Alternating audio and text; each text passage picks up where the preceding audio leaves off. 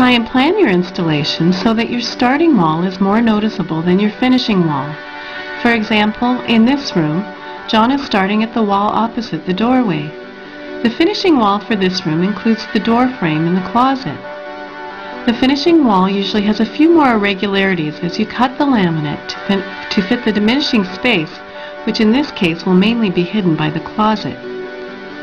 Since you've already measured out the install, you should know what the width of your last row of planks will be on the finishing wall.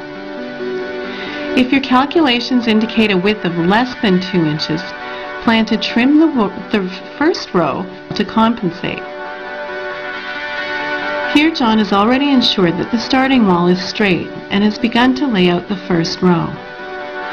Note that he uses spacers that are 1/4 inch along the walls to allow for the expansion gap. The expansion gap is the room you leave to accommodate the natural expansion and contraction of the laminate as humidity and temperature conditions change. If you don't leave a gap, you risk buckling at the joints. Leave room for the expansion gap on all 4 walls and make sure it's never less than 1/4 inch. In general, the gap can be anywhere from 1/4 inch to 1/2 inch. Lay down the first row with the tongue side of the laminate facing the wall.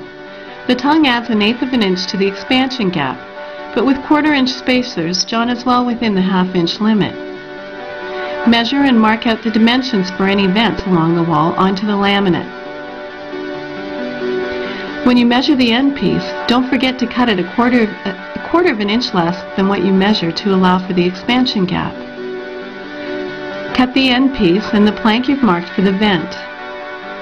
John cuts the end piece and plans to use the rest of the plank to start the second row so that the joints are staggered. He makes an extra cut in the leftover plank to keep the joints from one row to the next a minimum of 8 inches apart. To cut the hole for the vent, John uses the skill saw for the straight lines and the jigsaw for the corners. Fit the laminate for the first row back into place and make sure that the vent cover fits the opening now, as this is difficult to correct once the floor is down.